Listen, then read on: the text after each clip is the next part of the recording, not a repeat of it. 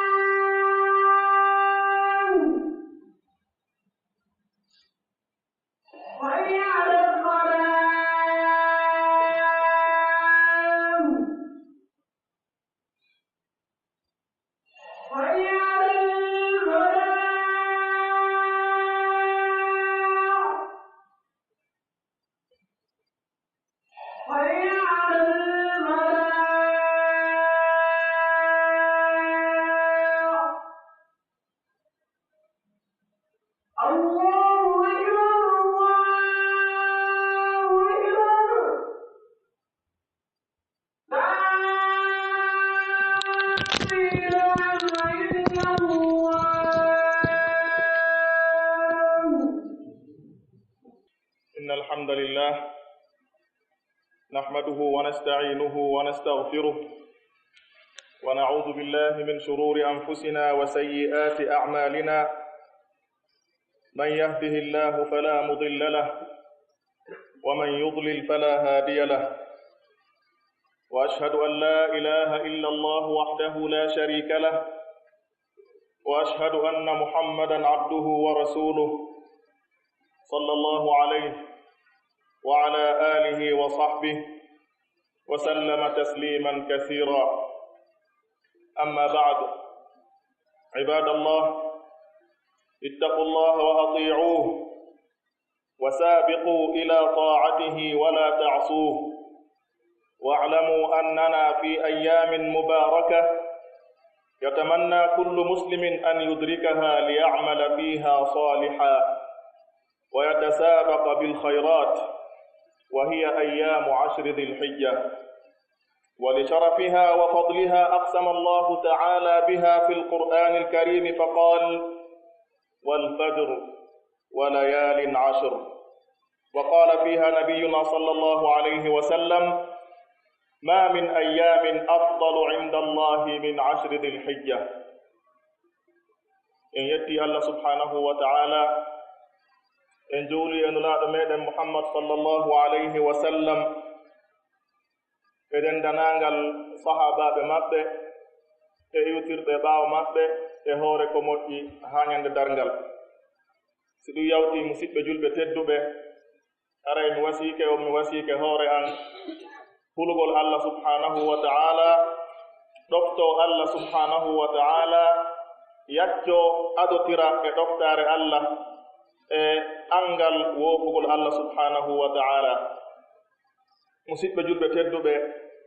wono andirɗen noon fewndo ɗo hiɗen e nder ñalaaɗe barkinaaɗe, ñalaaɗe ɓurnaaɗe, ñalaaɗe ɗe Allah subhanahu wa ta'ala hakke ko o mawnini fii majje, o woondiriiɗe ka alqur'ana makko tedduɗo kawdaali wal fajr wa layalin 10. en ñalaaɗe ko honɗe ko ɗe balɗe 10 arane e ndu lewru mehen donkin. ɗeɗo ñalaaɗe ko ñalaaɗe Allah subhanahu wa ta'ala teddini fii mum, ɗe ñalaaɗe ɗe Allah subhanahu wa ta'ala sowata baraji ɗin wonande on moƴƴinɗo e nder majje. ñalaaɗe ɗe anndanɗen hoore men hino e majje nde ñalaande wi'eteende yawmu arafa, nde annduɗen ɗum ko ñande 9. nden ɗon ñalaande nelaaɗo men sallllahu alayhi wa sallam no ɓe holliri en noon alaa ñalaande hay wootere nde Allah subhanahu wa ta'ala ɓurata hebbinde rinɗingol yimɓe ɓen e naatugol yiite haa hewti ñannde arafa en tori Allah rinɗingen naatugol yiite ɗeɗo ñalaaɗe hino e majje kadi nde ñalaande wiyeteende yawmu nahar ɗum ko ñannde julde nelaɗo sallllahu alayhi wa sallam hiɓe maaki inna a'dama al ayami inda allahi ta'ala yawmu nnahri thumma yawmu lqar ɓe maahi ko ɓuri mawnude e ñalaaɗe ɗen ko Allah subhanahu wa ta'ala ko nde ñalaande wiyeteende yawmu nahar ɗum ko ñannde sappo ñannde julde donkin tikkita e mayre ɗon yawmul qar ɗum ko ñannde sappo e go'o arayi ɗeɗo balɗe musidɓe tedduɓe ko balɗe tawayɗe ko jeyaaɗe saa'iji ɗi Allah subhanahu wa ta'ala waɗi ɓural e mu'um ɗi Allahu waɗi barke e mu'um ɗi haanuɗen wattande yila e mu'um rerɗen tuuɓen ruttoɗen e Allah subhanahu wa ta'ala hebbinen gollugol ko moƴƴi sabu nelaɗo sallllahu alayhi wa sallam ɓe maaki ما من أيام العمل الصالح فيهن أحب إلى الله من هذه الأيام العشر قالوا يا رسول الله ولا الجهاد في سبيل الله فقال رسول الله صلى الله عليه وسلم ولا الجهاد في سبيل الله إلا رجل خرج بنفسه وماله فلم يرجع من ذلك بشيء النبي صلى الله عليه وسلم ماكي أرى إن يلاده ɓe Allah subhanahu wa ta'ala ɓuri yiɗude gollugol ko moƴƴi e mu'um haa hewti ɗe balɗe sappo ɗe wonɗen e mu'um ɗo balɗe sappo arane ɗen ka lewru donkin sahaba ɓe landi ɓe nulaaɗo hay waɗugol jihad fi sabilillah nelaɗo sallllahu alayhi wa sallam maaki hay waɗugol jihad fi sabilillah sina hombo sina on neɗɗo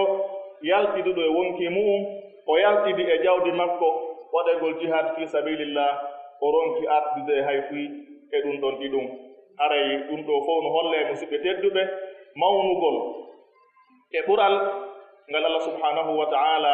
waɗi e ɗe balɗe ɗe wonɗen e mum ɗo aray no wiruɗen noon iɗen haani ruttade tuuba rutto e Allah subhanahu wa ta'ala toromo yo yaafano en dunubaji men ɗin kono noon kadi aray hino jeya e golleji tawayɗi hino yiɗa e ɗeɗo balɗe no tentina e mu'um horugol ɗeɗo balɗe gila ñande go'o haa ñande jeenayi ɗum ko yawmu arafa embere wawɗo so on tigi wawata fof on tigi hoora embere balɗe ɗe wawi wo e mu'um aray noon hiɗen tentina horugol yawmu arafa on sabu yawmu arafa nelaɗo men sallllahu alayhi wa sallam maaki horugol ñande arafa hino montana neɗɗo zunubaji ɗi o fajjiti hitande feƴƴude nden kañum e hitande arore nden ɗum ɗo haray ko ɓural mawlanangal ko on tigi raɓɓiɗini wo ko on tigi ronki wo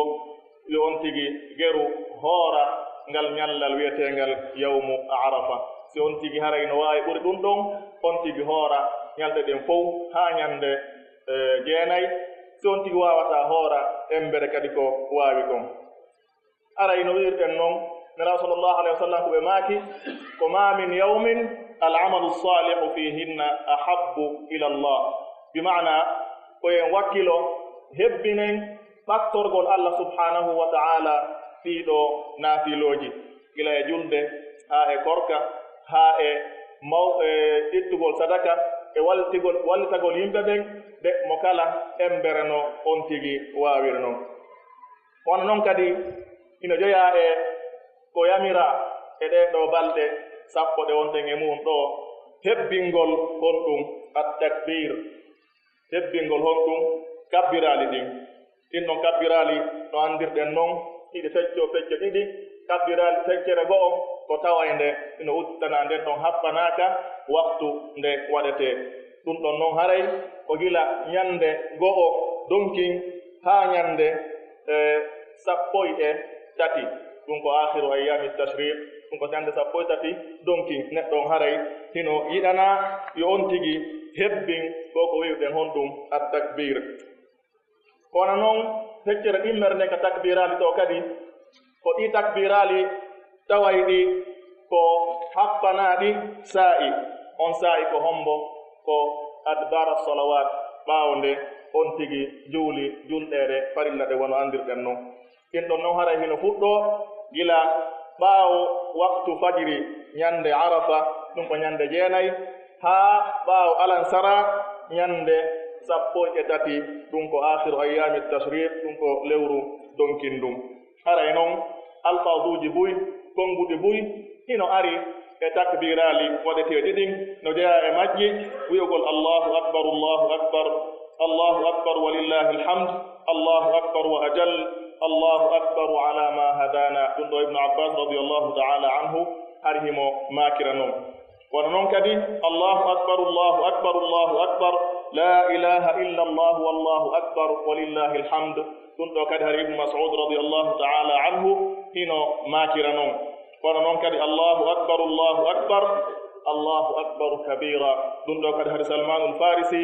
radiallahu taala anhu wa an jamii ashabi nabi sallllahu alayhi wa sallam hari hino makira noon ko ɗum waɗi karama koɓe wi'i haray sifaji boy hino ari e konnguɗi ɗiɗo takbirat ji ɗum ɗo haray no holli wondema haray muran ɗum hino yaaji konngol ngo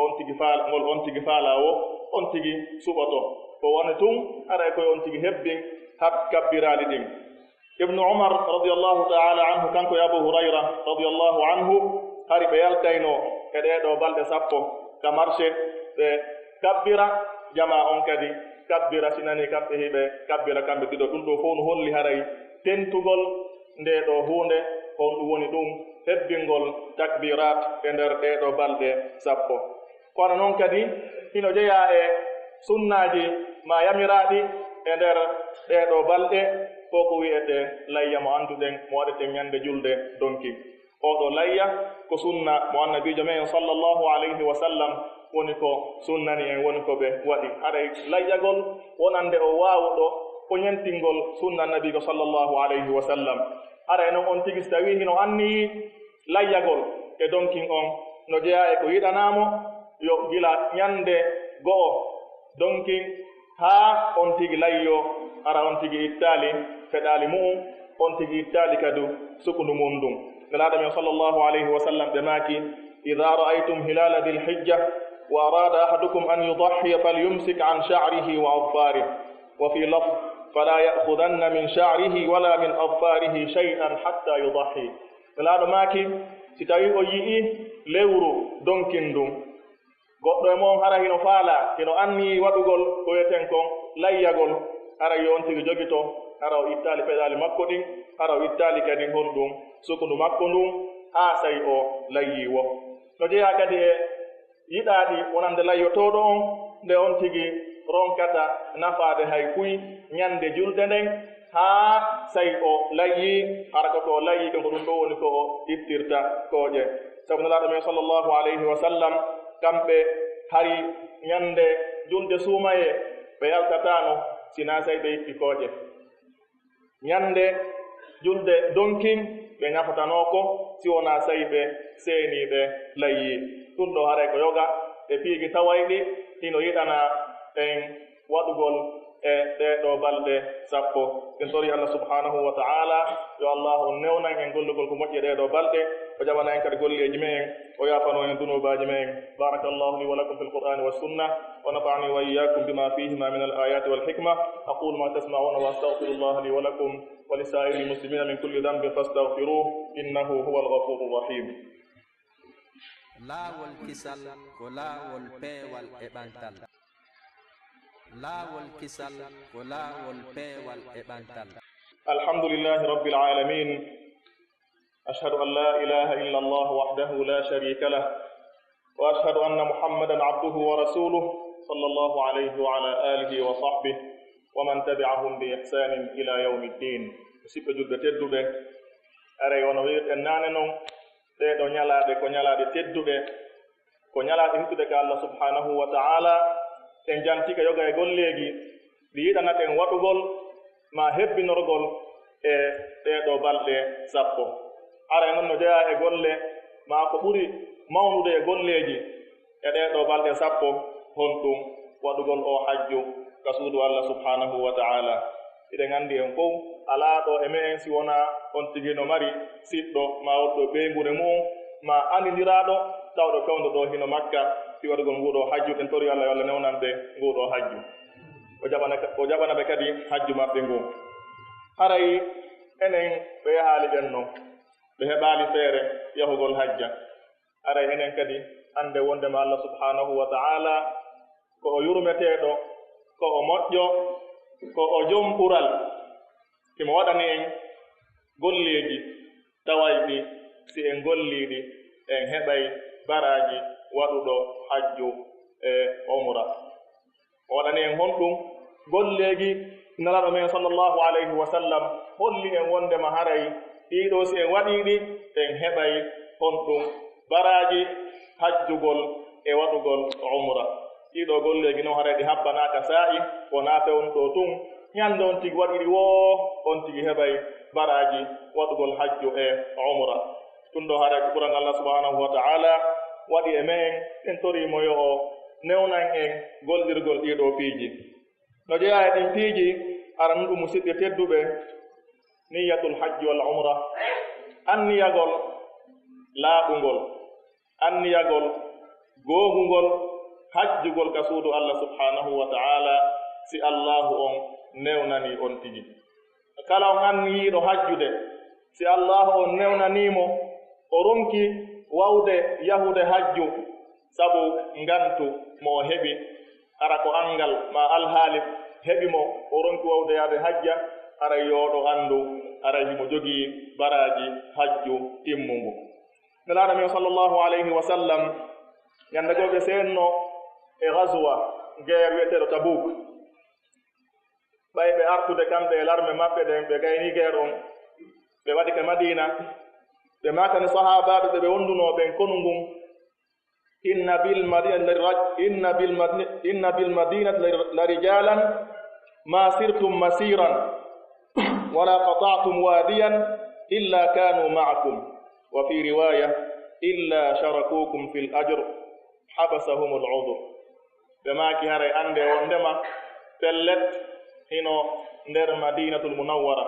ka wonden e arde ɗo yimɓe tawɓe en yahaali e nder ko yaheten oɗo guerre yaadu en waɗaali golle ka nder ko yawɗen oɗo jihad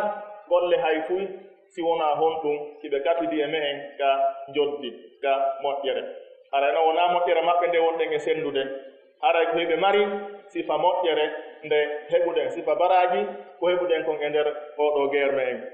sabu honɗum, sabu ko anniinooɓe honɗum yahugol waɗoya guerre on kañum kadi, kono ko honɗum haɗi ɓe waawde waɗde oɗo guerre ko sabu ngantu mo ɓe jogii, ko ɗum haɗi ɓe waawa yahude waɗoya oɗo guerre. e hadith ko nelaɗo sallllahu alayhi wa sallam ɓe maaki innama dunia li arba'ati nafar, ɓe janti oɗo aduna wondema e étape ji yimɓe ɓen ka aduna ɗo ko ɗi nayi. ɓe janti arano on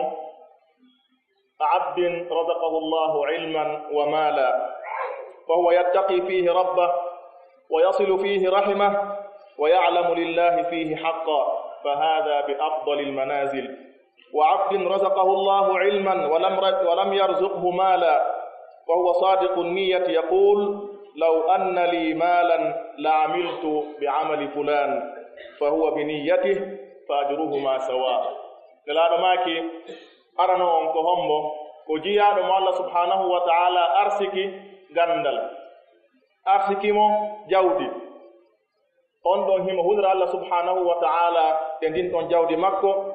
himo jokka en ɗan e ndin ɗon jawdi makko, himo totta haqqeeji Allah ɗin e ndin ɗon jawdi ndi Allah on arsiki mo. e jiyaaɗo goo ɓe maaki oɗo noon himo e manaziluuji darajaaji ɓurɗi towde ɗin, ɓurɗi moƴƴude ɗin, ɓe maaki ɗimmo on komo Allah subhanahu wa ta'ala arsiki gandal, kono arsikaali on ɗon jawdi. himo ndaara omo Allahu arsiki gandal, Allahu arsiki jawdi ndin ko woni waɗirde gollirde jawdi ndin kon, o yelo o inna min kadi fotunoo ma sihlam marno sokaari mari kon mi waɗayno e jawdi an ndin sifa ko woni e wadde kon. ɓe maaki fa huwa bi niyyati fa ajruhuma sawa, sabu anniye mo anni on ɗon haray baraji maɓɓe ɗin mba joddi maɓɓe ɗin kamɓe ɗiɗo haray hino fota nder haray ɗum ɗo ko golle arane tawayɓe neɗɗo on si waɗiɗe haray o heɓay baraji waɗugol hajju e umra. golle ɗimme ɗen musidɓe tedduɓe ko almuhafadatu ala salati alfajri fi jama'a thumma aljulusu li dhikrillah hatta tulu'a ash-shams ko reenagal ma reenugol yahugol juuloya julde fajr subaka on ka juulirde on tigi si gayni juulude ma o juuldande e jama so gayni juulude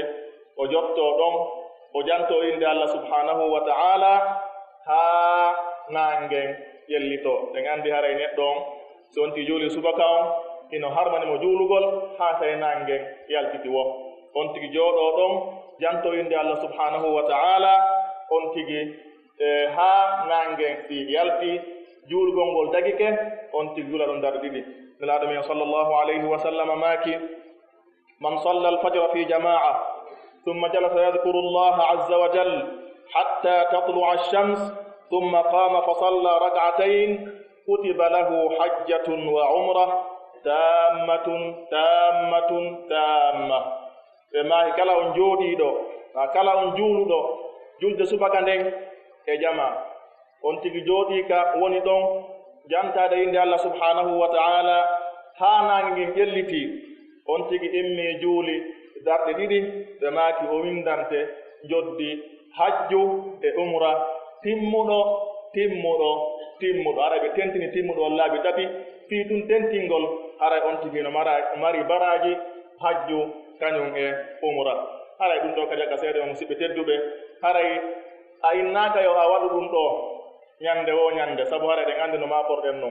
woɓɓe subaka on ko hawar laawol juulata sabu maakunde nden kono haray no woodi ñalaaɗe tawayɗe an kadi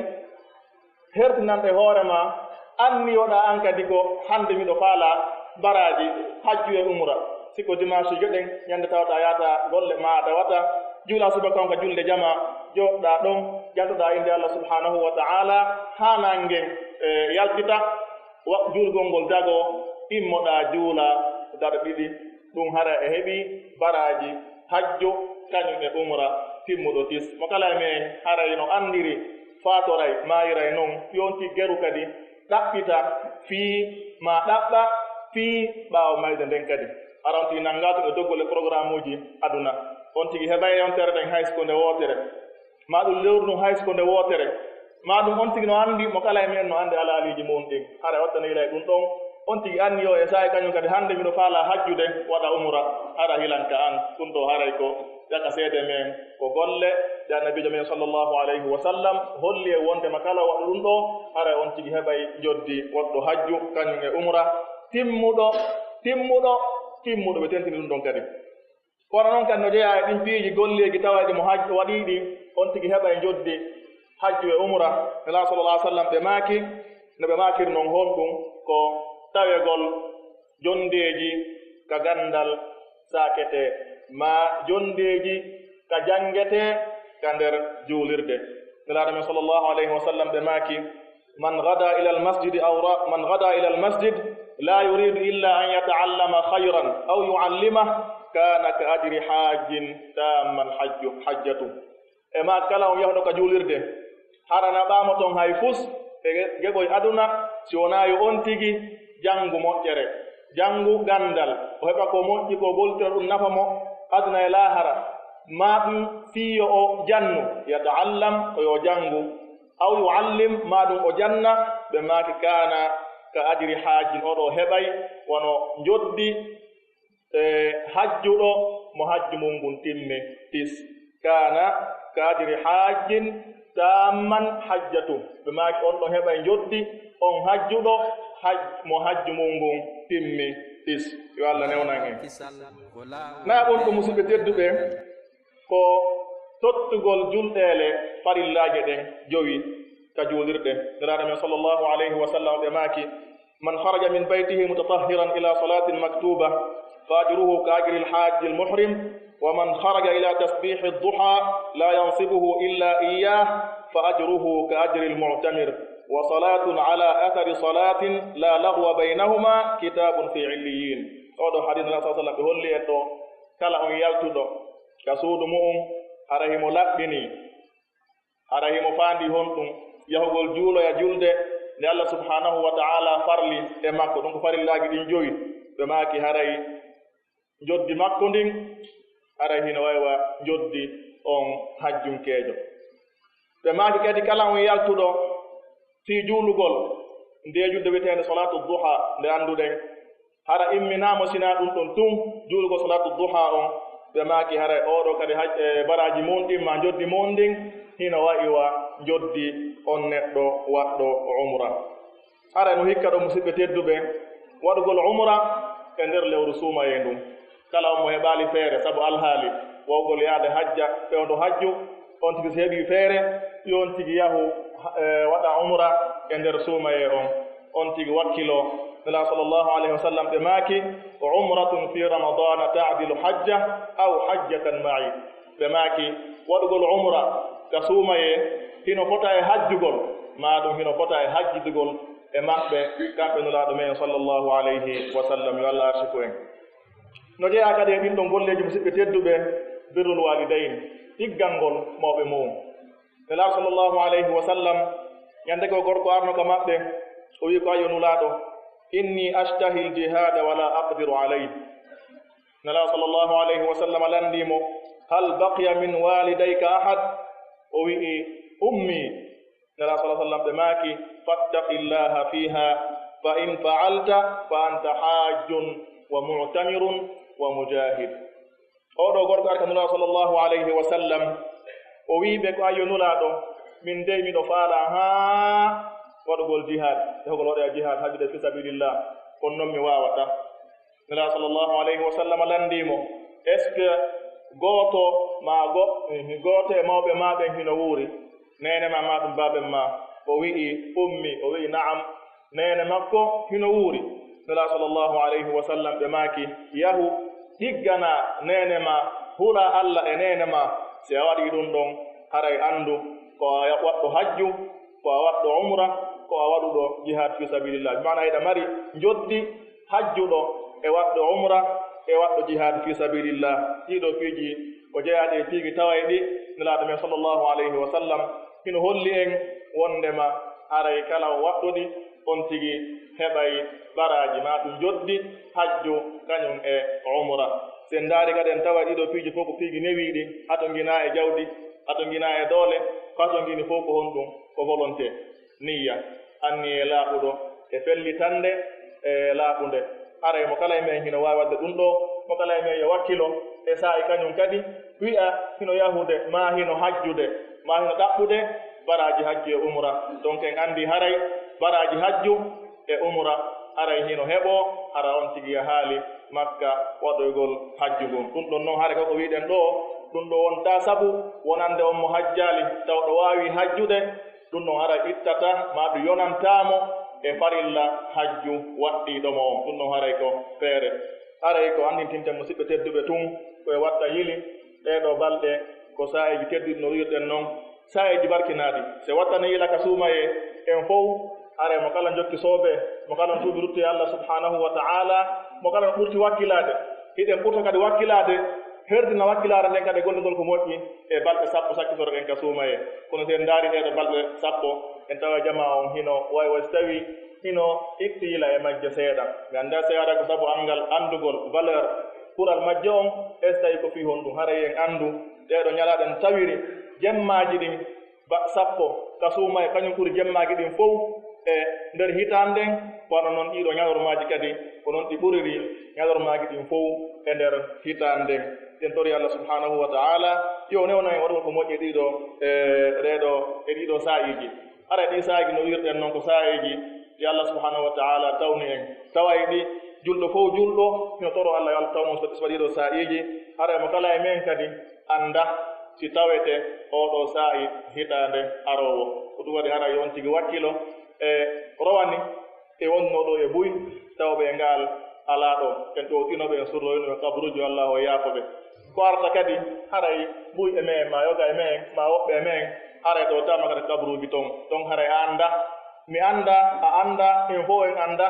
si tawi en jeyatake e ɓen ɗon ara ko on tigi wakkilo ɓerko Allah subhanahu wa ta'ala wurni ɗum kon on tigi wakkilo tinno tuba rutto e Allah subhanahu wa ta'ala hebbinora ko moƴƴi ɓattora Allah subhanahu wa ta'ala golleji moƴƴi belajo Allah subhanahu wa ta'ala yarlanomo اللهم صل على محمد وعلى آل محمد كما صليت على إبراهيم وعلى آل إبراهيم وبارك على محمد وعلى آل محمد كما باركت على إبراهيم وعلى آل إبراهيم إنك حميد مجيد اللهم تقبل منا إنك أنت السميع العليم وتب علينا إنك أنت التواب الرحيم اللهم ربنا آتنا في الدنيا حسنة وفي الآخرة حسنة وقنا عذاب النار على نوير النوم وكلا قلت وكلاده على مكلا يمين كدي يهدين عندي وأكي هكي no mari dambugal ngal uttana telen ka waɗugol ko moƴƴi woɓɓe ɓen hoka korka ɓuri dolnorde woɓɓe hoka ittugol sadaka ɓuri dolnorde woɓɓe koka juulugol ɓuri dolnorde telen ka waɗugol naafilaji ɗum mo kala e men haray ino anndi ka ɓuri ɓerde munen ka ɓurata hekkiɓirde ka ɓurata yiɗirde wakkilora ɗon on tigi wakkilo ɗon fiyo ɗaɓɓu ɗon kañum kadi aljanna mum on hara on tigi wakkilo kadi dendanalngal dawe teddiɗ ɗen اللهم ربنا تقبل منا انك انت السميع العليم وتب علينا انك انت التواب الرحيم وصل اللهم على نبينا محمد وعلى اله وصحبه. الله اكبر الله اكبر اشهد ان لا اله الا الله اشهد ان محمدا رسول الله حي على الصلاه حي على الفلاح قد قامت الصلاه قد قامت الصلاه الله اكبر الله اكبر لا اله الا الله.